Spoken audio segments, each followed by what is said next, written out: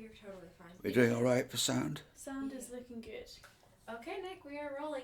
Can you tell us about the first moment you realized that Pavlopetri was a site of huge historical significance? And can you describe the very first dive at the Pavlopetri site? The Greek Department of Antiquities had given me a permit in 1967 to search the east coast of the Peloponnese for ancient harbours and plot the sea level change at each port. I hoped to find harbours older than the classical Greek period, but I did not know what to expect, and I don't think anybody knew what a Bronze Age harbour would look like. When I got down to the Gulf of Vatica, I swam out to Pavlopetri Island along the ridge of rocks which have got tombs carved in them, the submerged tombs, and I got to the island and looked around, and there was a bit of pottery, but nothing exciting.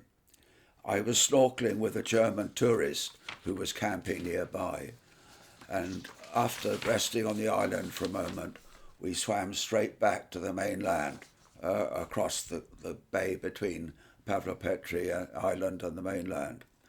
And then suddenly I saw all sorts of walls on the seafloor. The water was absolutely crystal clear. The ruins were 2 or 3 meters deep, and I could see 20 or 30 meters horizontally. There were walls everywhere, framing rooms, but nothing was quite straight. The walls were slightly curved. The blocks were not squared, and there were little boxes let down into the sea floor with slabs of stone on top, and these were obviously tombs. I sketched everything on a plastic board, but I knew that my sketches were not enough to convince professional archaeologists that we'd really found something important. I borrowed a camera underwater camera from a friend in Sparta, went back the next day and took a whole lot of photographs with a ranging pole in the picture to give scale at 25 centimetres. When I got back to London, I consulted the University Department of Archaeology and convinced myself that we really had found a Bronze Age town. I mean, for all I knew, it could just be sheep walls or fields or sort of, for agriculture, and not a real town at all.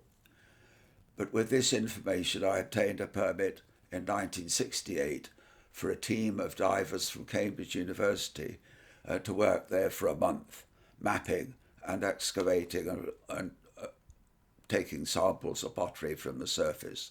And that was the first real big map of Pavlopetri, which was published in 1969. How did you become interested in marine archaeology? It was a complete accident, absolute chance. And I should stress, as I will have to say later, I'm not a professionally trained archaeologist. But during my military national service in the Royal Marines, I was trained to dive breathing oxygen and to make maps of beaches and so on for landings.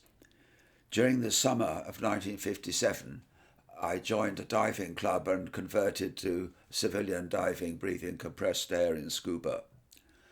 In the autumn of 1957, when I went up to Cambridge University, with some friends, we founded a diving club and started to train in order to do serious archaeological work, because there was a lot of popularity at the time of shipwreck excavation and so on. In the club, I met a helicopter pilot who'd made a film for the British Army in Libya, and he told me that he'd seen underwater ruins and had photographed them from the air. It was about 100 kilometres east of Benghazi. This image hypnotized me, and instantly I wrote to the army base in Libya and got details of the village called Marsa Susa, right next to the ruins of the ancient city of Apollonia. We planned at Cambridge to use the first summer vacation to map Apollonia. The Royal Geographical Society gave us some money, and in 1958 we drove right across Europe. It took several days with all our survey gear to Syracuse in Sicily and boarded a ship there for Benghazi. We lived in the village of Marsa Susa for a month, and mapped the whole underwater city from the 7th century BC, with over 20 hectares of ruins, again submerged to 2 or 3 metres depth. When we returned, I went to the British National Oceanography Institute and told them what we had seen of the drowned city, and they said that the reason for submergence or inundation could either be earthquakes submerging it under the sea or global rise of sea level after the ice ages, and we didn't know which. I knew that there were hundreds of Roman and Greek ports all around the Mediterranean, and I realised that if I visited lots of them and measured the change of sea level, we could actually solve the geophysical question about sea level, whether it was or how both earthquakes, tectonics, plate boundaries, and global sea level change interacted. That became the subject of my PhD dissertation from 1961 to 64, and ultimately it led to my book of memoirs, which was published in 2022. So it dominated my career. How has the understanding of Pavlopetri evolved since its discovery? Have there been any surprising revelations? Archaeological remains on the seafloor are in a state of dynamic change all the time, caused by tides, currents, waves, sediment movement, and erosion and changes of sea level and climate. Plus, of course, the study that's been done, mapping, excavation, raising surface finds of ceramics and dating them. And for Pavlopetri, it was occupied fully for 2,000 years, so that you want to study both the foundation, its most prosperous period, and its final abandonment after 2,000 years of occupation. The Cambridge Survey in 1968 was published by the British School at Athens in 1969, showed the main streets, a dozen or more houses, and many tombs, some of them still with the tomb slab on top. The pottery dated from the period of the Middle Bronze Age, about 4,000 years ago. In 2007, I decided to go back to Pavlopetri and see what had happened in the intervening 40 years. Laconia had experienced a great deal of development. When I was first there in the south, all the roads were just gravel and dirt. You couldn't buy petrol for a car, only kerosene for tractors, and there was very little tourism. In the intervening 40 years, the roads had been surfaced, there were tourist hotels, and agriculture would become very mechanized. To my surprise, many of the walls on the seafloor still survived. The tombs were visible, but had all been broken open. There were broken blocks and scattered walls broken in several places, so that there were signs of damage. I reported this to the British School at Athens, and approval was arranged for a joint project of the Effort of Underwater Archaeology and the British School at Athens the following years. They conducted field seasons in 2009, 2010, 2011. They surveyed all the visible building remains on the seafloor using digital mapping and total station based with optics from the shore. Also, a revolutionary technique known as sector scanning sonar. Also, they covered the whole area with a photogrammetry from an untethered automated vehicle, which was programmed to navigate using GPS, which took hundreds of thousands of pictures. Pottery was sampled and found to be abraded by waves and action. The movement of sand dunes revealed whole new areas of town during the 3 years of work, when these new areas uncovered by the sand contained large public buildings, not just domestic houses. What we have learnt is that a port town at a critical navigational location, a place where ships have to stop to pick up food and water, perhaps repair vessels and so on, and such a town, backed by rich agricultural land, was bound to prosper.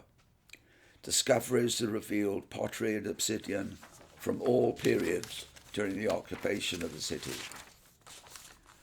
That is, from 5,000 years to 2,000 years ago. We also know now that there's pottery from the Neolithic and that there must have been some settlement there before 5,000 years and before the Bronze Age town began to grow and prosper.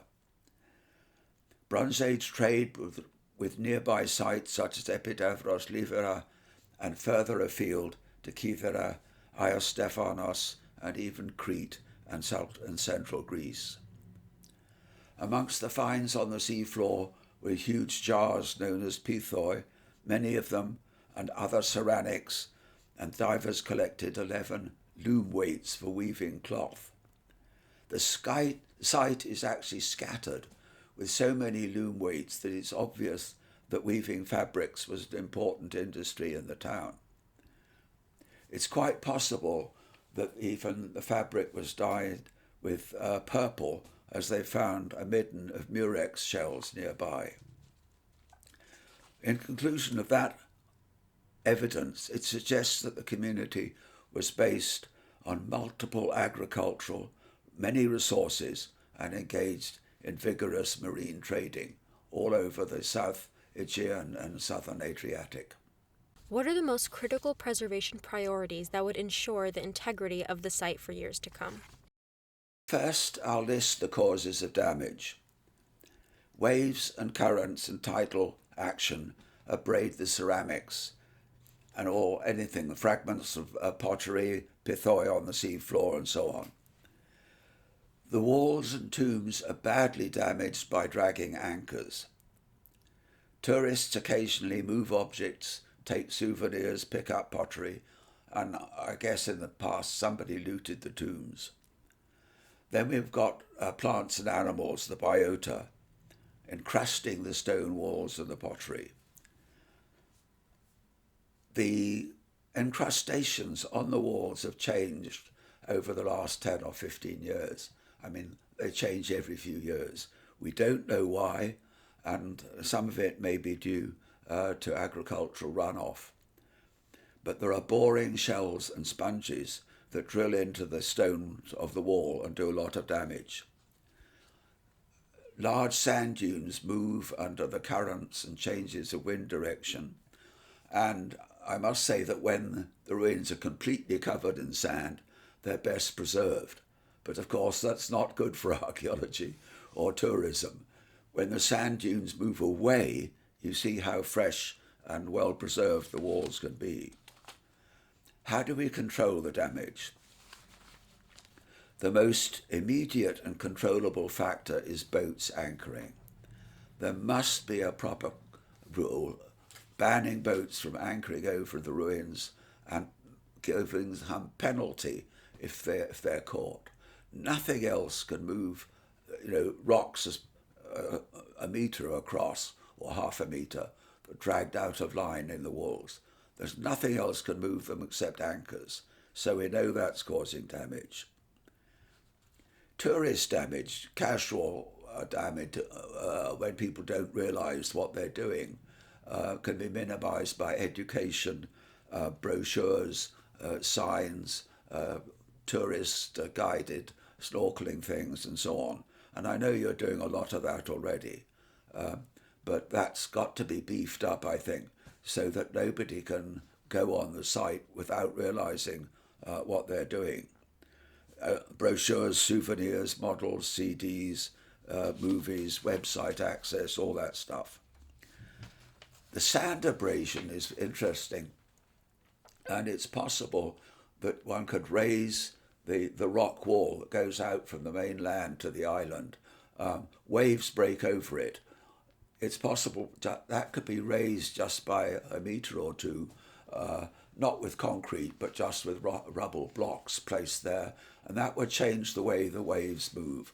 It's perfectly clear at the moment, if you look at the map, that where the reef is higher, the wave shadow behind it, the ruins are better preserved. Where there are low points in the reef, the ruins have all been destroyed. before raising the wall, hydraulic models should be looked at, or a specialist in wave action should check it. I mean, one can make awful mistakes with changes like that. Finally, I think that a professional biologist, marine biologist, should have a contract of something like a year's work to study the incrustations on the ruins. I know nobody's thought of that up to now, but I think it's very, very serious.